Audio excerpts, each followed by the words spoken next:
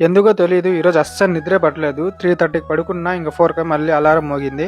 ఇంక సరే అని లేచి ఫ్రెష్ అప్ అయ్యి వజూ చేసుకొని అయితే కిచెన్‌లోకి వెళ్ళా. అండ్ ఈరోజు ఉప్మా చేసుకుందామంటే ప్రిపరేషన్ స్టార్ట్ చేశా. ఇంక మా అమ్మకు కూడా నాకు కూడా ఉప్మా కావాలి అని చెప్పింది. ఇంక మా అమ్మ పథ్యం ఉంది కాబట్టి టమాటాలు అవేం వేయకుండా మా అమ్మకి సెపరేట్‌గా ఉప్మా చేసి పెట్టా.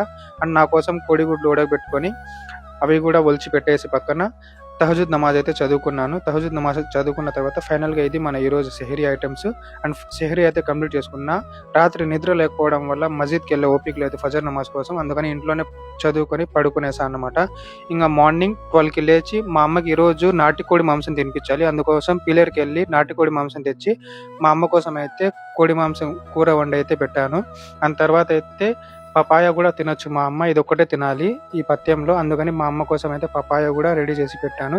ఆ తర్వాత నేను కూడా ఇఫ్తార్‌కి రెడీ చేసుకొని కొద్దిసేపు జైద్ గాడితో అట్లా మాట్లాడుకుంటా నా ఇఫ్తార్ అయితే కంప్లీట్ చేసుకున్నాను. ఇఫ్తార్ కంప్లీట్ చేసుకొని పక్కనే ఉన్న మసీద్‌కి అయితే మగ్రిబ్ నమాజ్ కోసం అయితే వెళ్ళిపోయి నమాజ్ చదువుకొని ఇంక పీలేరుకి అయితే స్టార్ట్ అయిపోయాను. ఇంక పీలేరుకెళ్ళి పీలేరులో నా వర్క్ చూసుకొని తర్వాత అయితే ఇషా నమాజ్ అండ్ తరావీ నమాజ్ కోసం అయితే మసీద్‌కెళ్ళిపోయి పీలేరులోనే అవన్నీ కంప్లీట్ చేసుకొని తిరిగైతే ఇంటికైతే స్టార్ట్ అయిపోయా. ఇంక ఫైనల్‌గా ఇది మన ఈరోజు డిన్నర్ తినేసి అయితే పడుకునేసా. మీ థర్డ్ రోజు ఎలా గడిచిందో కామెంట్‌లో తెలియజేయండి చూద్దాం.